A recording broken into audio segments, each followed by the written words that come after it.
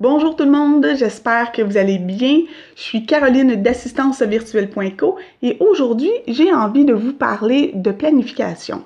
Mais avant de commencer, je vous invite à mettre en commentaire toutes vos questions relatives à la planification et il va me faire un plaisir d'y répondre le plus rapidement possible. Une des raisons pourquoi on est en affaires, c'est parce qu'on veut avoir la liberté de temps. On veut pouvoir faire ce qu'on veut quand on veut, de voir qui on veut quand on veut. Et donc, on a tendance à amener notre entreprise de façon plus spontanée. Alors, on fait ce qu'on veut quand ça nous tente, en nous disant qu'on a le temps qu'on veut.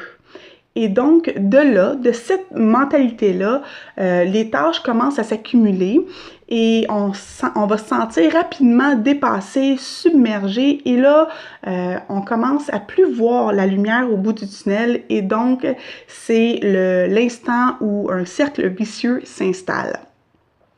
Un dicton de Eisenhower que j'apprécie beaucoup est celui où il dit qu'un fou qui planifie ira toujours plus loin qu'un leader sans stratégie. Et donc, avec cette pensée-là, j'ai envie aujourd'hui de vous proposer une façon de planifier que moi, j'utilise au quotidien et qui m'aide beaucoup à être productive et à voir plus clairement sur ce qu'il y a à faire pour la semaine à venir. Et aussi, mais surtout, c'est que ça me permet de transformer mes « il faut » que je fasse ci, il faut que je fasse ça, sinon, oh mon Dieu. Donc, j'ai tendance à avoir plus cette semaine, je vais faire ci ou je veux faire ça. Donc, on a un stress moins lourd, en fait. Et donc, vous allez remarquer, tu sais, quand on planifie, il faut identifier tout ce qu'il y a à faire. Et donc, on finit avec une liste qui est longue comme l'univers et encore là, on commence à perdre le souffle de voir tout ce qu'il y a à faire. Moi, ce que je vous propose, en fait, c'est de catégoriser ce que vous avez à faire ou ce que vous prévoyez faire durant la semaine qui s'en vient. J'ai mis un document pour vous dans un dossier pour planifier et catégoriser de façon efficacement. J'ai en fait créé quatre catégories qu'on a tous d'emblée.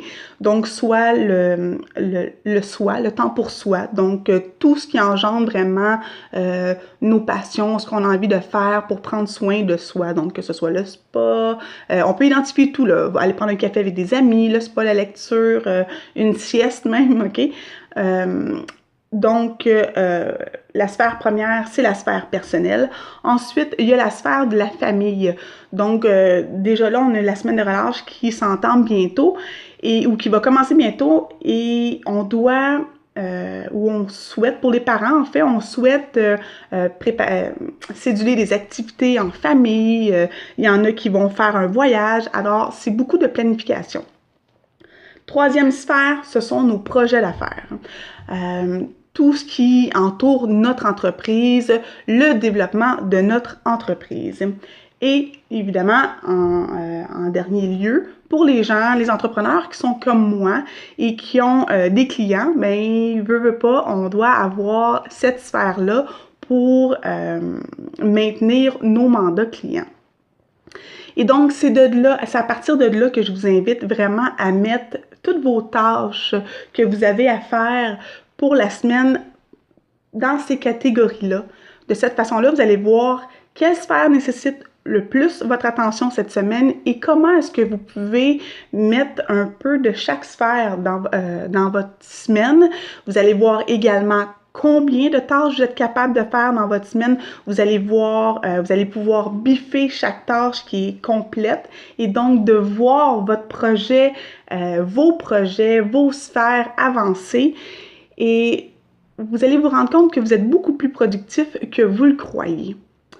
Et donc, c'est aussi simple que ça. Je vous invite à le mettre en pratique. C'est sûr qu'il faut avoir la discipline pour le faire, mais dès que vous allez le commencer, vous allez voir vraiment qu'il y a une grande différence. Le niveau de stress va être beaucoup moins élevé et votre productivité et votre focus va s'accroître facilement.